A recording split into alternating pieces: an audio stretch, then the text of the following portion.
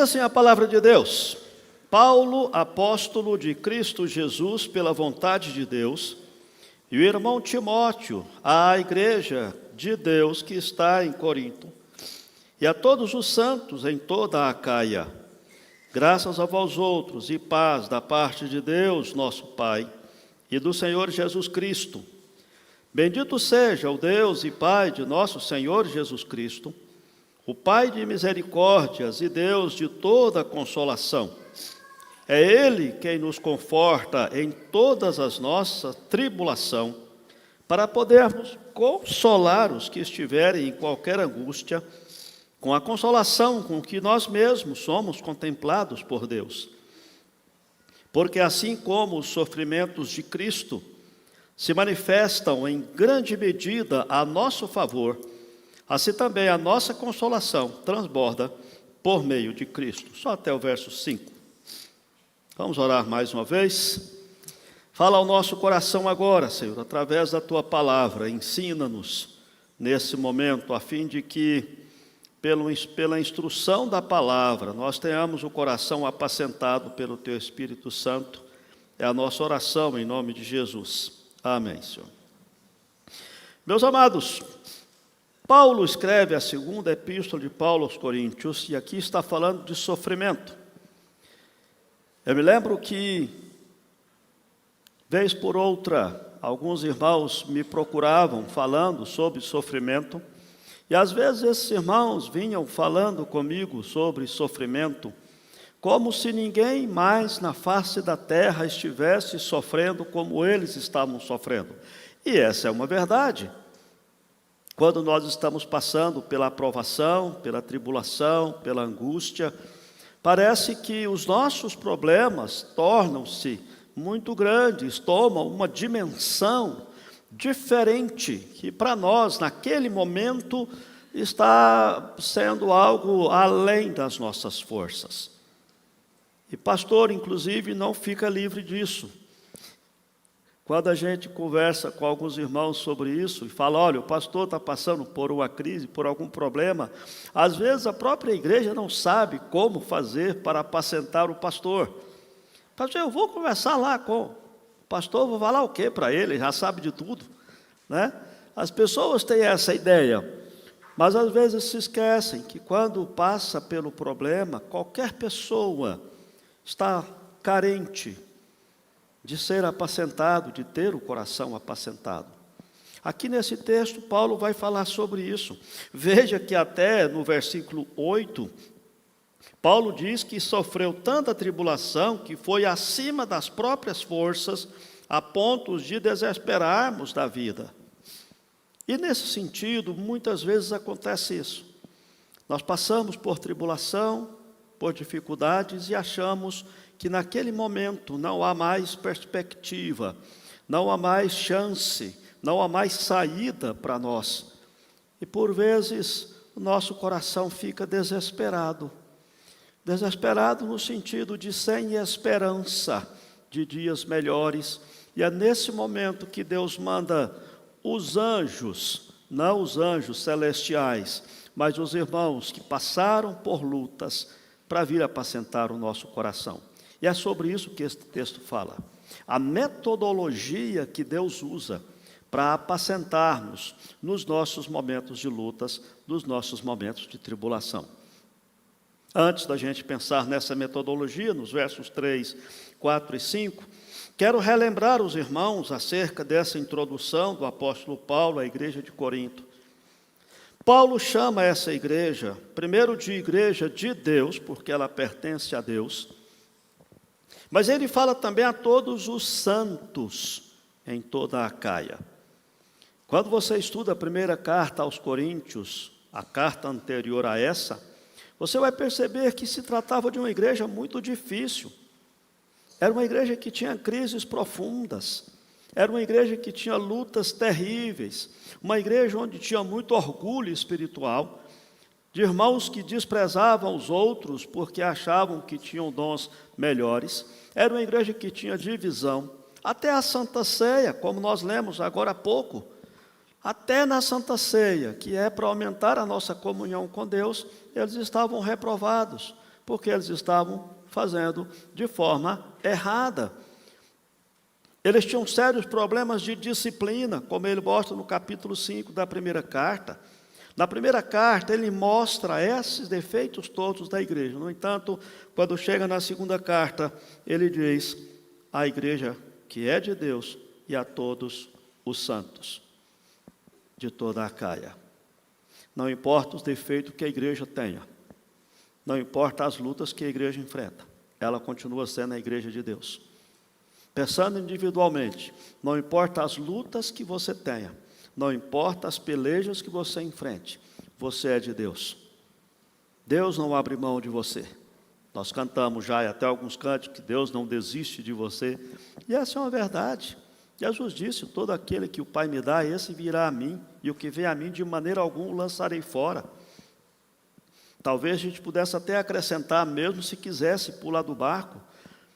Por vezes Deus permite que seus filhos fujam dele por um tempo, mas no tempo certo, o cajado do bom pastor, do Salmo 23, passa no pescoço da ovelha fujona e diz, agora para de fugir, volte para mim.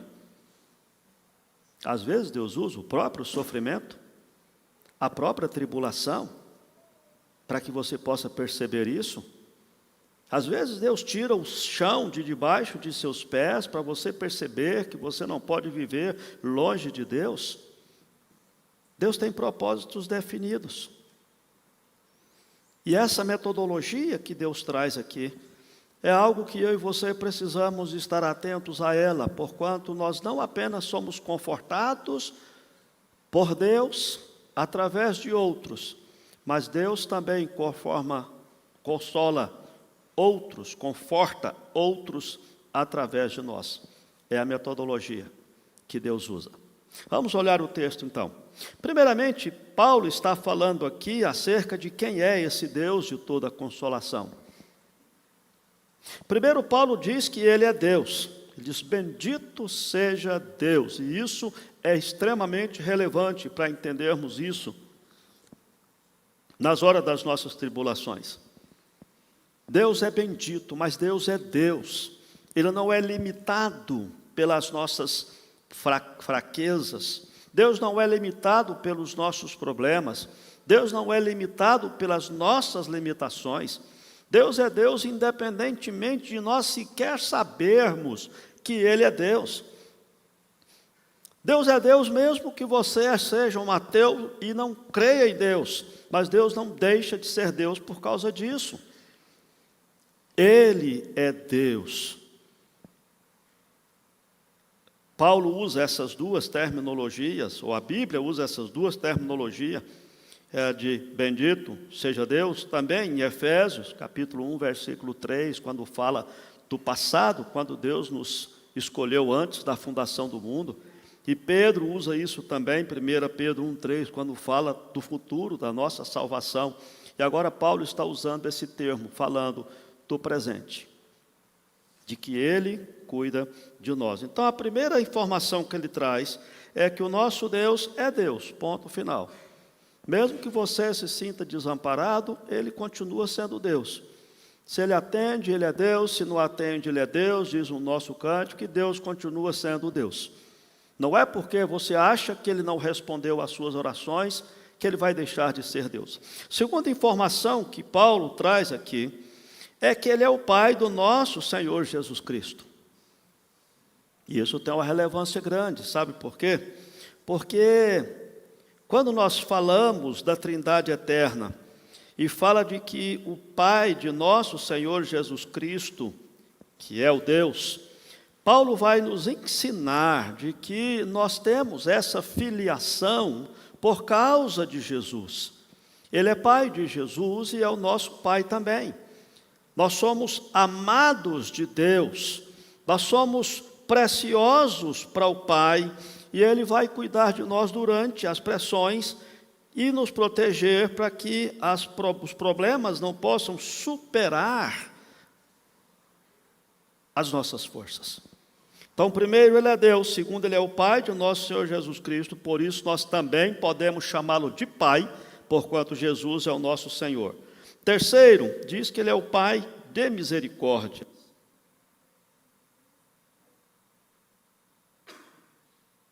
A ideia do Pai de misericórdia quer dizer que Deus, Ele é a origem da misericórdia. Não é que Ele é misericordioso, Ele é. Mas além de ser misericordioso, o nosso Deus é a origem da misericórdia. Lembram-se quando os judeus falavam para Jesus em vários assuntos, dizendo: nós temos por pai Abraão. Abraão tinha morrido já há mais de 1000 anos. Mas quando eles falavam que nós temos por pai Abraão, quer dizer que a nossa origem da nossa raça, no caso dos judeus, era Abraão. Essa é a ideia. Quando diz que Deus é o Pai de misericórdia, Ele é exatamente aquele que trouxe a misericórdia à existência, de tal forma que toda vez que você olha com misericórdia para alguém, saiba que isso é a imagem de Deus em sua vida. Lembre-se, o pecado não tirou a imagem de Deus de sua vida. O pecado corrompeu, deturpou, mas permanece ainda, nós fomos criados à imagem e semelhança de Deus. Por isso, quando você desenvolve ou tem misericórdia de alguém, você está refletindo essa imagem desse Deus que é o Pai de misericórdia. E por fim, ele diz que Ele é o Deus de toda a consolação. Quando fala de consolação aqui, não é sinônimo de comiseração, de ter dó, de ter pena. Quando fala de consolação aqui, não está dizendo que Deus vai passar a mão na nossa cabeça, que Deus vai nos dar algo em troca para a gente suportar as tristezas e as lutas. Não, vai dizer que Deus vai colocar a força dele em nosso coração, para que nós possamos enfrentar as tribulações e vencê-las. E eu tenho certeza que cada um de vocês ou passaram ou conhece alguém que passou por experiências que só com a graça de Deus pode ser superada. Existem algumas perdas, existem alguns problemas, existem algumas lutas que nós passamos, que é humanamente impossível de superar. No entanto, nós superamos por causa da força que Deus ministra em nosso coração. É isso que quer dizer que Ele é o Deus de toda consolação. Se por acaso o Andraus passa por alguma luta e eu posso ser instrumento de Deus na vida dele, qualquer consolação que eu possa trazer àquele irmão será vinda de Deus, não de mim mesmo, porque é o Deus que é o Deus de toda consolação. Deus apacenta o nosso coração. Deus cuida do nosso coração. E nesse sentido, irmãos, é que nós precisamos olhar esse texto e aprender desse texto acerca das tribulações da nossa vida, acerca de como Deus faz para trazer isso ao nosso coração. Diz: pastor, como é que alguém que passou por uma traição, por alguma perda de um ente querido, como é que alguém que passou por uma tragédia em família, por exemplo, como é que alguém pode receber de Deus esse consolo? Aí vem agora a metodologia pela qual Deus nos traz essa tribulação. Vamos lá então. Primeiramente, nós precisamos estar conscientes de que Deus, que é o nosso Pai, que é o Pai de misericórdia, que é o Deus de toda consolação, Ele permite que a gente passe por tribulação. Ele não nos poupa de todas as tribulações. Ele deixa. Talvez você diga: pastor, mas então Deus não é bondoso? Deus não é amoroso? Claro que Deus é bondoso e amoroso. É certo que sim. No entanto, Deus permite que passemos pelas lutas, pelas tribulações, a fim de poder unir todos os propósitos que Ele tem no decorrer de nossa história e na história de outros. Deixa eu lembrar para você uma cura que Jesus fez. Jesus curou um homem paralítico, coxo de nascença. Ele tinha 38 anos. As pessoas perguntaram: esse homem cometeu pecados, ou o pai dele cometeu pecado, para que ele nascesse assim? E a resposta de Jesus, vocês se lembram? Jesus disse: não, isso aconteceu para que a glória de Deus se manifestasse sobre ele. Talvez alguém pudesse dizer, mas será que aquele homem passou aquele tempo todo para que ele pudesse, naquele momento, ser curado por Jesus e a glória de Deus aparecer naquele momento? Certamente que essa é uma das possibilidades que nós vemos naquele texto. De vez em quando a gente ouve histórias de missionários, homens que consagraram, e mulheres também, que consagraram as suas vidas, que foram para um seminário, que estudaram, que se tornaram missionários e foram para o campo missionário, e às vezes passaram naquele campo missionário pouco tempo, e lá, em função da sua fé, em função do seu trabalho missionário, perderam a vida. E a gente fica pensando, onde é que Deus estava nesses momentos? Como é que Deus permite que um missionário perca a vida? E aí você pode olhar durante toda a história, inclusive a história bíblica. No domingo passado, o pastor Israel trouxe aqui para nós exemplo dos reformadores e da vida de oração. Trouxe o exemplo de John Hus, lembram-se que foi queimado e que estava glorificando a Deus, foi queimado vivo por causa da sua fé. Por que Deus não salvou aquele homem? Por que Deus não salvou tantos milhares de crentes, talvez até milhões, né, se você contar a história toda, né? Por que Deus não livrou os seus servos? Nós estudamos Apocalipse, porque Deus tem um propósito. E Deus certamente foi glorificado através de cada uma daquelas vidas que foram se encontrar com Jesus na eternidade, que morreram por causa do testemunho, por causa da fidelidade a Deus. Por isso, quando nós olhamos para a nossa tribulação, nós precisamos aprender a entregar a nossa vida nas mãos de Deus na hora das tribulações.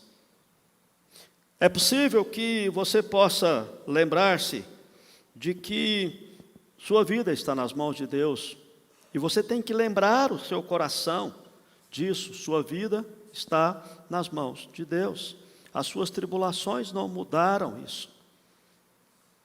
Existem 3 possibilidades quando nós passamos por dificuldades, queridos. A primeira possibilidade é se as nossas dificuldades foram forças ou resultado do destino ou do acaso.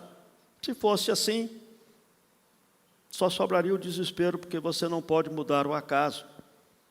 A segunda possibilidade é se nós temos o controle sobre tudo e fizemos alguma besteira e agora não conseguimos reverter a situação.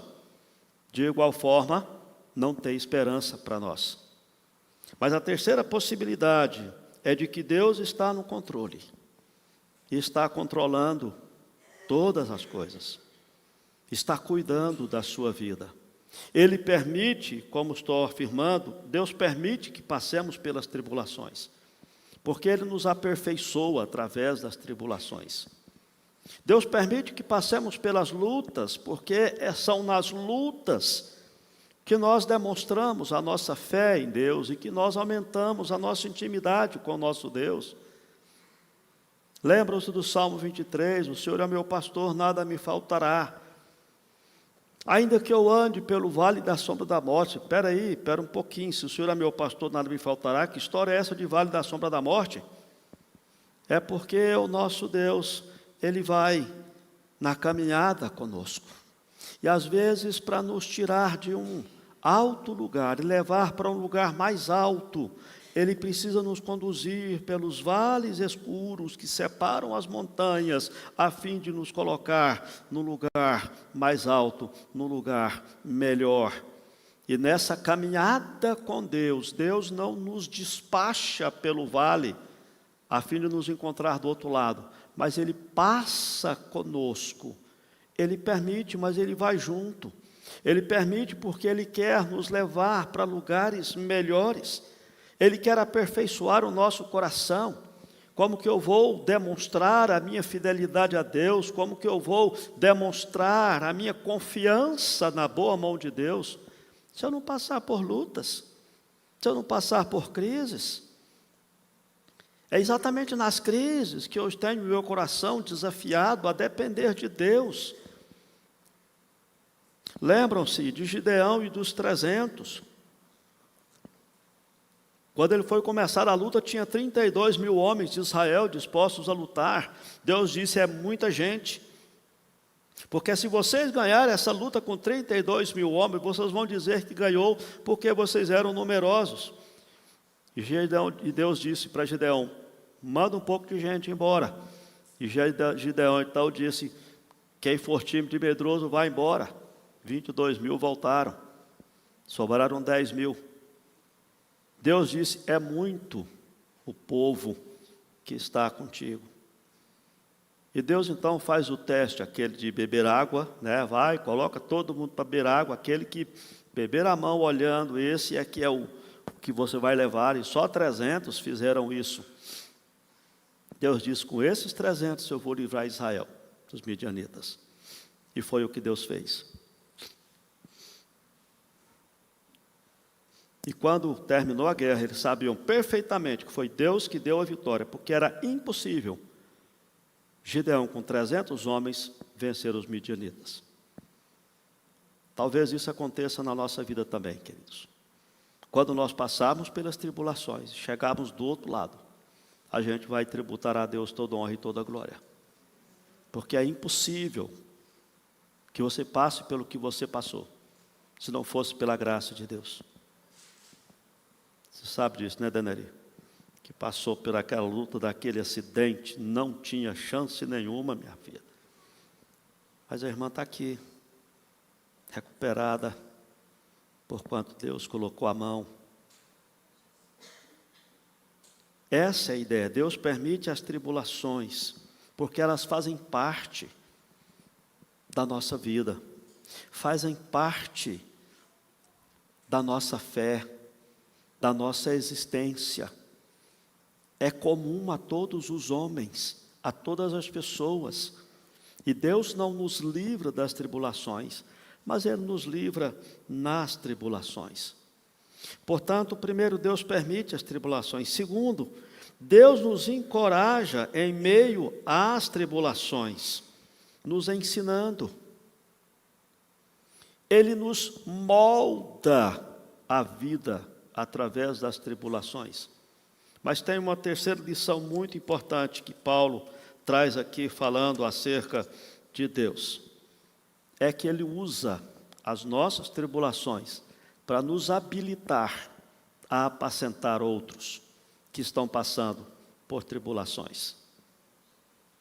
Olha só o que Paulo diz aqui. É Ele quem nos conforta em toda a nossa tribulação. Mas Deus não faz isso apenas para a gente ter conforto.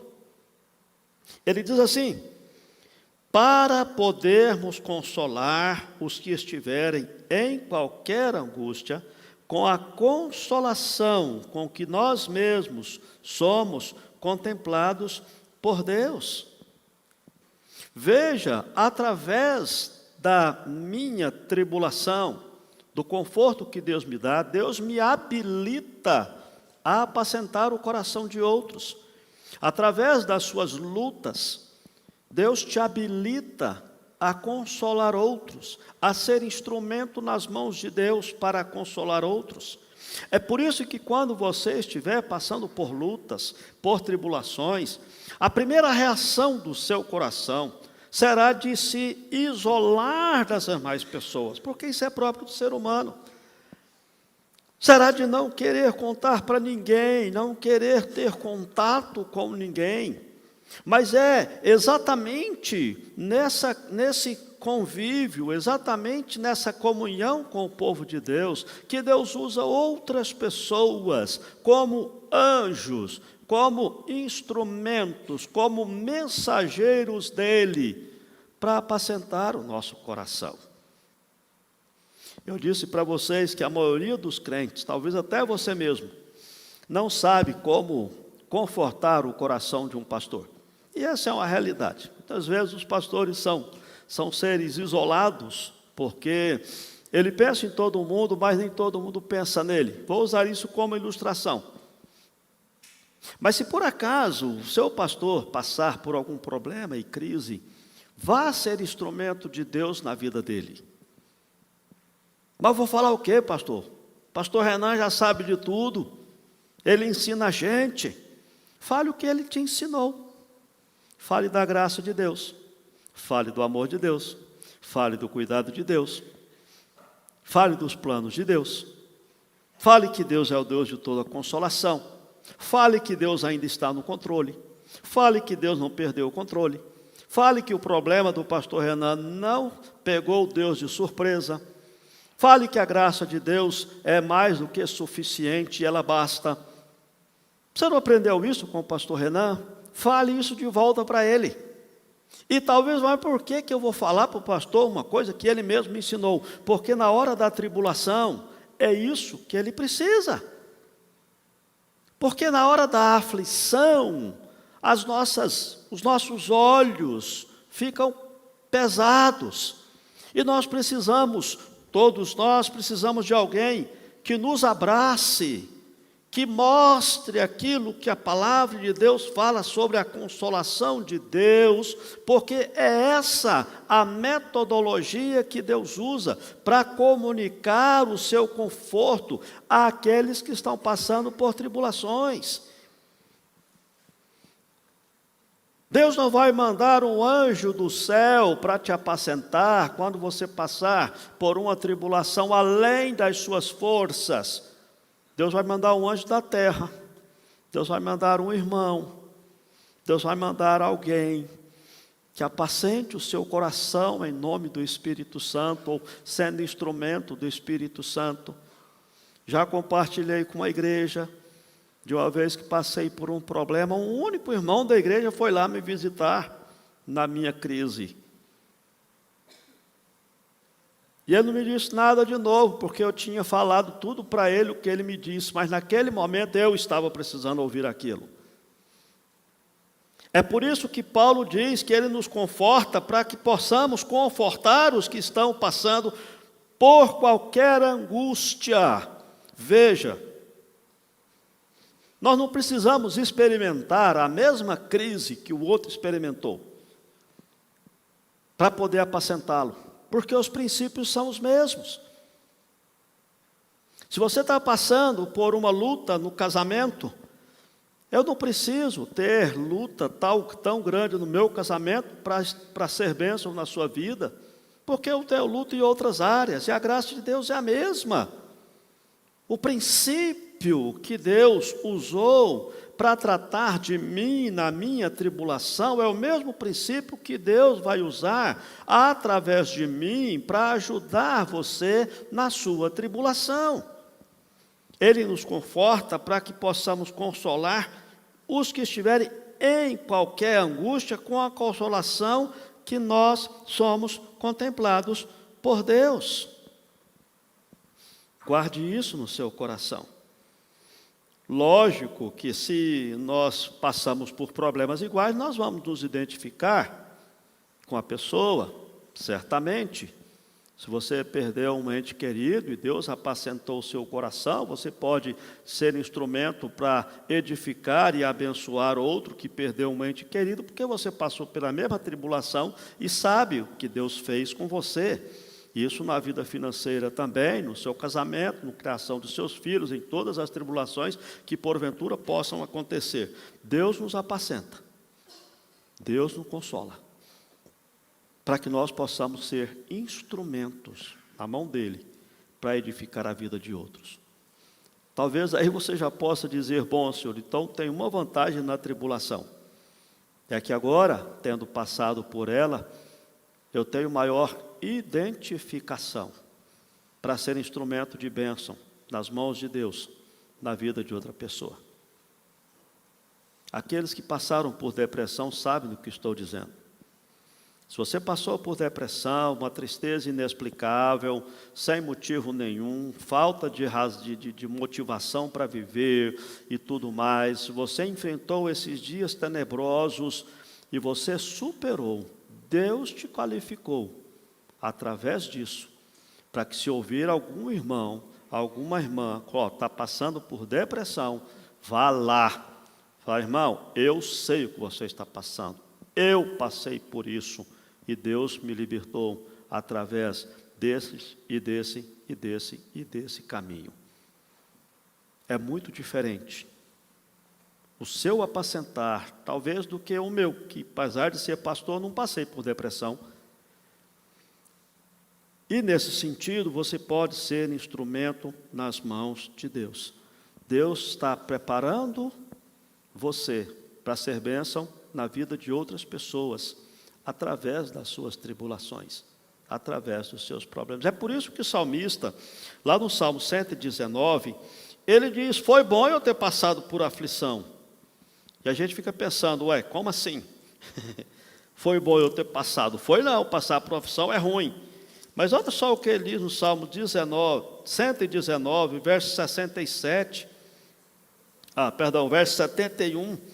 Ele diz assim: foi-me bom ter eu passado pela aflição, para que aprendesses os teus decretos. Através da aflição, nós aprendemos a palavra de Deus, porque a aflição nos faz quebrantados diante de Deus. É na aflição que nós ajoelhamos para orar. Já perceberam isso? Às vezes você perdeu esse hábito, mas na hora da tribulação você ora de joelhos. Na hora da tribulação você participa da reunião de oração. Na hora da tribulação você estuda a palavra. E Deus usa a tribulação para despertar o seu coração. Talvez aqui você possa olhar outros versículos do próprio Salmo 119, verso 50. O que me consola na minha angústia é isso, que a tua palavra me vivifica. Também verso 107, também o verso 90, e vários outros versículos que falam sobre isso. Por quê? Porque quando Deus permite que passemos pelas tribulações, às vezes Deus não nos livra das tribulações, mas Ele nos livra nas tribulações. E através disso Ele nos prepara para ser instrumento nas mãos dEle, para abençoar a vida de outras pessoas. E talvez eu possa afirmar aqui, deixar claro para o seu coração, de que Deus tem um propósito. Deus não é sádico.